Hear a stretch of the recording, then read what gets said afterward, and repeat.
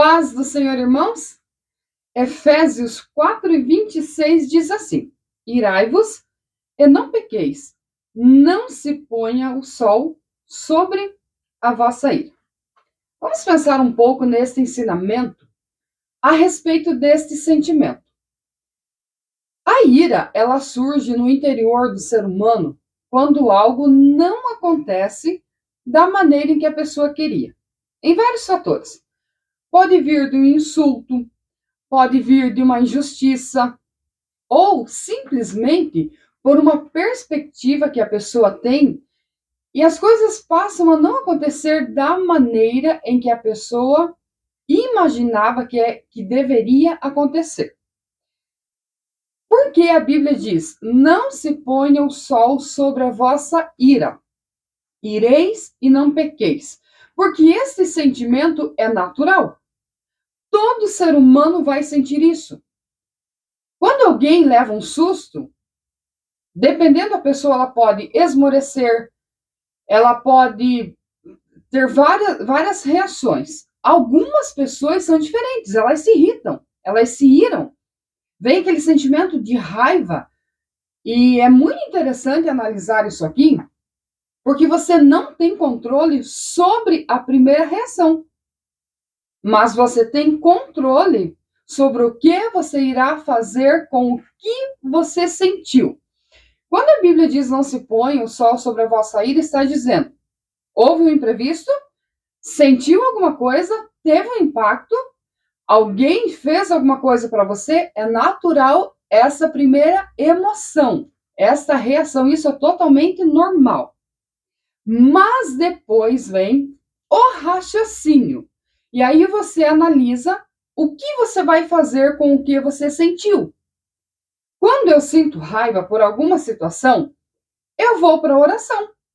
E eu peço ao Espírito Santo que não deixe aquilo crescer, se desenvolver no meu interior. Lembre-se, a Bíblia é sábia. Por que nós temos esse ensinamento? Vamos ao segundo estágio da ira?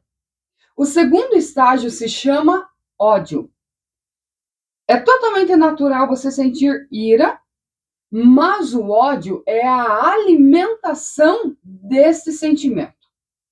O ódio é mais profundo e ele pode se entranhar no nosso ser a ponto de controlar as nossas vontades, os nossos pensamentos, os nossos sentimentos e as nossas obras. Um exemplo clássico disso está em Gênesis, Caim e Abel. O que acontece? Os dois vão fazer uma oferenda ao Senhor. E você percebe que Caim se irou porque Deus recebera a oferta do seu irmão e não a sua. Então, qual seria a atitude?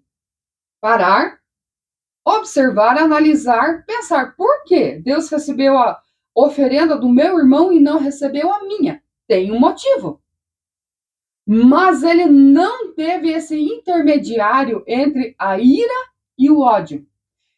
Por falta de pensar, por falta de ter um pouco de humildade também, ele mergulhou no ódio e a história diz o quê?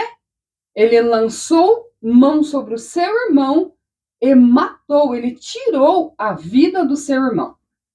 Você percebe como no primeiro estágio é mais fácil resolver as coisas? Você ainda pode pensar, analisar, observar e lutar contra o sentimento que quer dominar o teu coração. Então é muito importante esse aprendizado porque a ira é totalmente natural. É a reação que você tem sem você estar esperando. Mas o ódio não.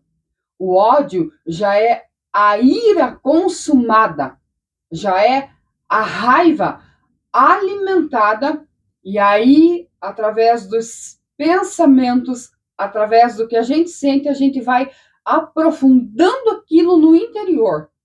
E aí tem vários sentimentos que se entrelaçam: ira, raiva, mágoa, rancor, ressentimento. E aí o ódio, sim, ele é a expressão de tudo isso que está no nosso coração.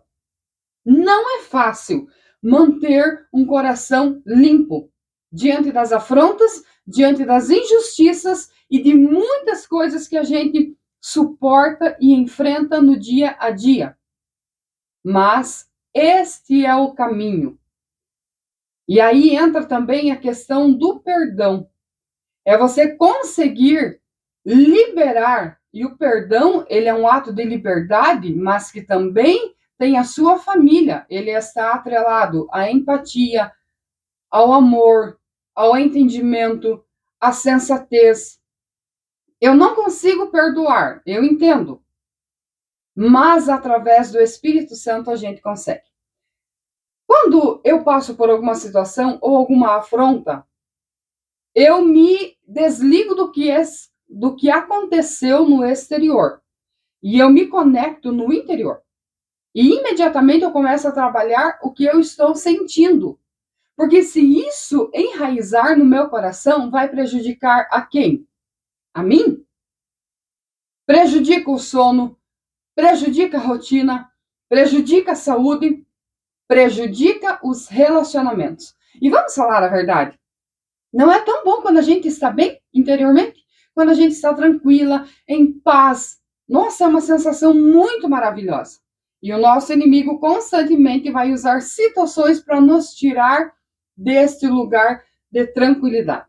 Mas cabe a mim e cabe a você trabalhar o sentimento e não deixar que ele vá para o segundo nível. Que Deus te abençoe, em nome de Jesus.